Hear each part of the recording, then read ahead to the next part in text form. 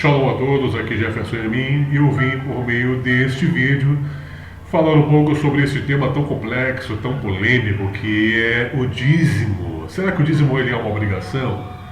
Será que ele é como muitos dizem que ele deve ser? Será que você tem que dar o dízimo de fato para a sua igreja? Será que você deve dar o dízimo de fato para o pastor? Ou você pode dar parte do seu dinheiro, parte do seu salário, a uma pessoa que de fato esteja precisando? Bom, enfim, eu me lembro de um episódio que eu mesmo vivi em relação a isso, onde uma senhora de uma certa idade falava para o pastor da seguinte forma: pastor, parte do seu salário sai do meu bolso. E o pastor, irritado, disse: não, o meu dinheiro, o meu salário, quem paga é Deus. E eu pensei, fiquei olhando assim, fiquei quase rindo, mas me segurei, mas deu vontade de rir. Por quê? Se não houverem membros, se não houverem pessoas dispostas a contribuir com essa oferta, com esse dízimo, logo então o pastor ele não vai ter salário. Então por que ele falou isso? Bom, algumas pessoas dizem assim: não, eu vou dar à igreja. O administrador é que vai ser cobrado por Deus caso ele não saiba administrar. Isso é completamente incoerente. Isso aí é uma desculpa que criaram para poder ofertar, né? E outros, de alguma forma, manipularam as pessoas com esse tipo de informação. Mas enfim, lembrando de algo muito importante, uma historinha.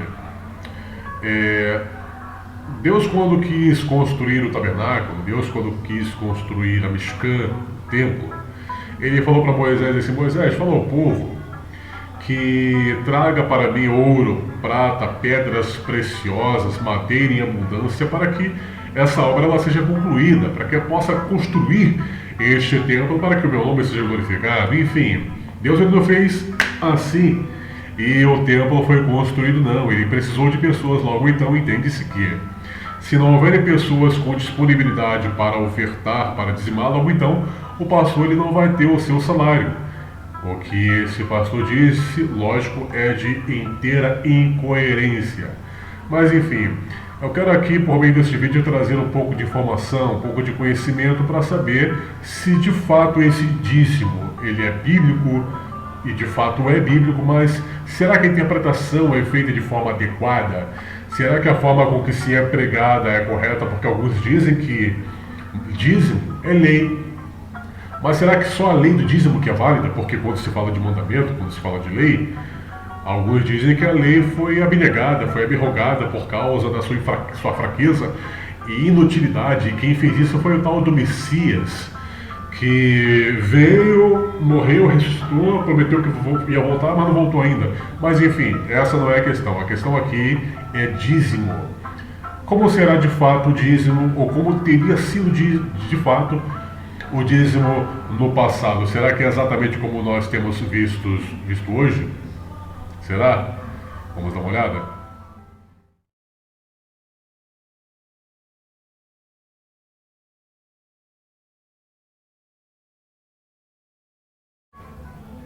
Em Vaikra, Levítico e Bamidbar, Números, a questão do maaser, dízimo, se refere a uma espécie de taxa ou imposto que devia ser levado ao templo. Em Devarim, isto é, Deuteronômio, o termo se refere ao que devia ser trazido, consumido ou doado para a caridade, na época de algumas celebrações que exigisse peregrinação. Os impostos remontam a milhares de anos, embora estejamos familiarizados com os impostos atualmente. Nos tempos antigos, o imposto era do rei. Outro imposto antigo era o imposto do templo. Em hebraico, o imposto é chamado maaser. Mais uma questão importante: dízimos para o templo ou para os levitas? Dei aos filhos de Levi todo o 10º da produção recolhida em Israel. Esta é a herança deles, o pagamento pelo serviço realizado na tenda do encontro. De agora em diante, o povo de Israel não deverá se aproximar da tenda de encontro, para que não sofra as consequências do seu pecado e morra. Somente os Leviim devem realizar o serviço na tenda do encontro, e eles serão responsáveis por tudo o que fizerem errado.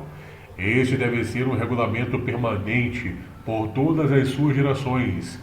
Eles não terão herança em meio ao povo de Israel, pois eu dei como herança ao Leviim a 10ª parte da produção que o povo de Israel separar como oferta para Hashem. Este é o motivo de eu lhes ter dito que não devem ter herança em meio ao povo de Israel.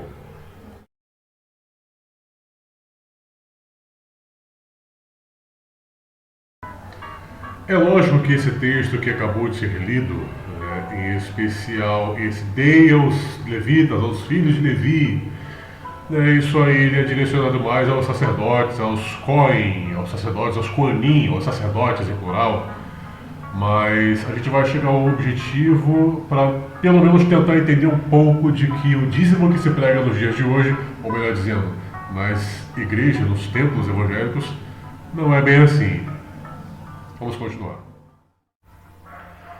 Dízimo para Jerusalém e dízimo para o pobre. As interpretações de leis de Devarim, isto é, Deuteronômio, e a concepção disso é absolutamente diferente de todas as versões que já ouvimos. Todo ano, tomem 1/10 de todos os produtos crescidos no campo e o comam na presença de Hashem, seu Elohim, no lugar que ele escolher para fazer seu nome residir, como a 10ª parte dos grãos, do vinho novo e do azeite de oliva, o primogênito do gado e do rebanho, para que aprendam a temer a Hashem, seu Elohim, para sempre.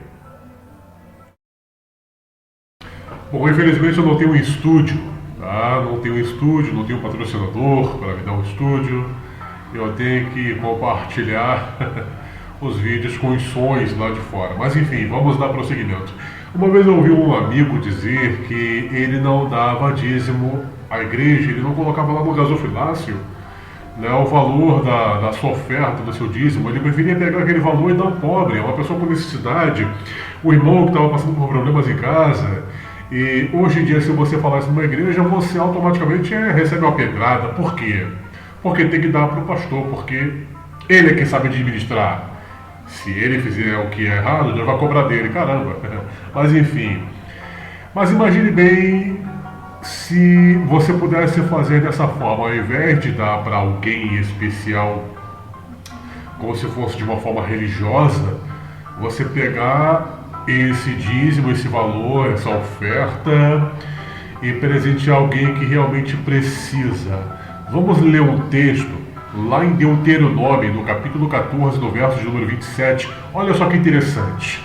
Você não tem obrigação de dar nada à igreja.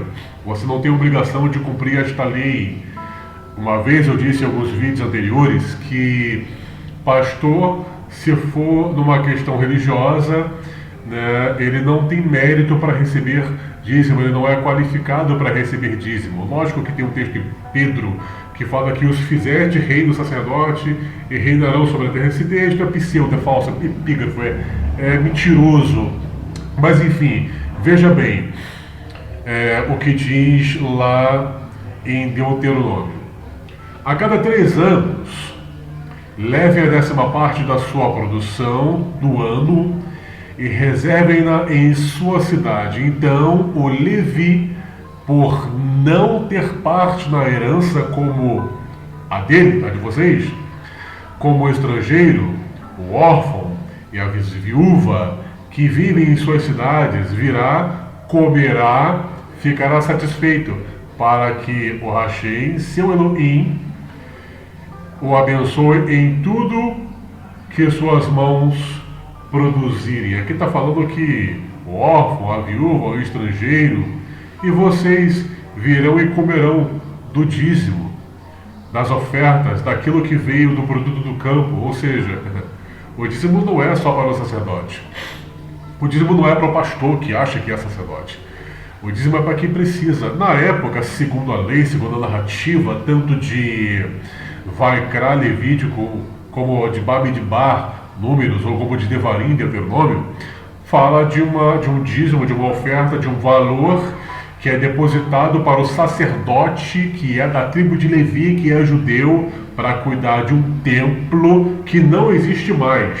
Logo então, se o templo não existe mais, a função sacerdotal ela é meio que abonada, meio que colocada de lado. E você, meu amigo, não é judeu, não é da tribo de Levi, não é sacerdote, logo então você não pode receber dízimo e nem forçar ninguém a te dar dízimo, e muito menos chamar de ladrão aquele que não colocar aquele valorzinho no seu envelope ou no seu gasofilácio. Você não pode fazer isso, mas enfim, é mais importante eu pegar o meu dinheiro e dar num gasofilácio, ou é de grande importância eu pegar aquilo que vem do meu bolso, do meu esforço, para ofertar para aquele que realmente precisa? Será que seria errado? Seria de fato errado dar para alguém que precisa? Seria? Bom, aí eu vou deixar para você ter a sua interpretação e julgar de acordo com aquilo que você acha correto, ok? Shalom para você.